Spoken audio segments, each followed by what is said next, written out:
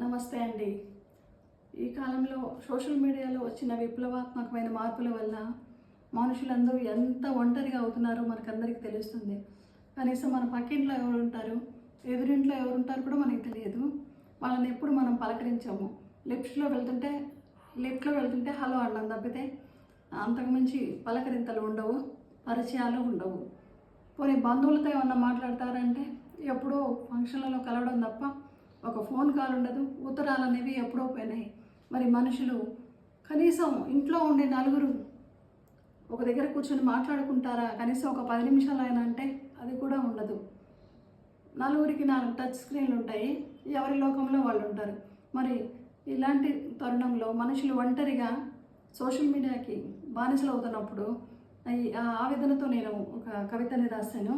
అది నేను రాసిన కవిత్వ సంపుటి దిగులు వర్ణం నుంచి వసపాలు కావాలిప్పుడు. ఈ కవిత వినండి. ఉభయ కుశలోపరి. ఎన్ని ఏళ్ళైందంటావు ఉత్తరంలో ఈ మాట చూసి? హలో అభయ, ఎట్లుండారు? ఎన్నాళ్ళైందంటారు ల్యాండ్లైన్లో ఈ మాటని విని. ఇప్పుడు మాటలు ఎందుకంటారా? నవ్వుకోక ఎమోజీ, లవ్వుకో ఎమోజీ, ఏడుపుకో ఎమోజీ, సంతోషమైన దుఃఖమైన ఒక ఎమోజీతో సరి. 4 గోడల మధ్య 4 టచ్ స్క్రీన్లు.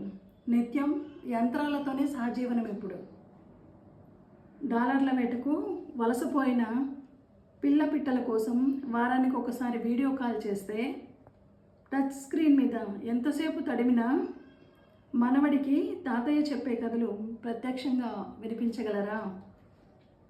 నానమ్మ అందించే గోరుముద్దల రుచి టచ్ స్క్రీన్ మీద తెలిసేనా?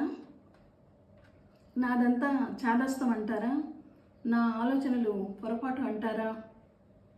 నేను ఇంకా అనాగరికంగానే ఉన్నానంటారా? కాలంతో పాటు నేను ఎదగడం లేదంటారా? ఏదేమైతేనేమి మనుషుల ఒంటరితనాన్ని రూపుమాపడానికి మాటలు లేక ఇప్పుడు స్వరపేటిక విలుప్తాంగం అవుతుంది. ఇక లాభం లేదు. ప్రతి నాలుక మీద కాసిన్ని వసపాలు పోయాల్సిందే ఇప్పుడు. ఈ కవిత బాగుంది కదండి. ఇది ఆవేదన నుంచి వచ్చిన కవిత. మనుషులతో మాట్లాడాలి, మమతల్ని అందించుకోవాలి అనే ఉద్దేశంతో రాసిన కవిత. ఇలాంటి మరిన్ని చాలా మంచి కవితలు ఈ దిగులు వర్ణం పుస్తకంలో ఉన్నాయి. మీరు తప్పకుండా ఈ పుస్తకాన్ని కొనుగోలు చేయండి. కామెంట్ బాక్స్లో నా వాట్సాప్ నెంబర్ను మీకోసం మెసేజ్ చేస్తాను.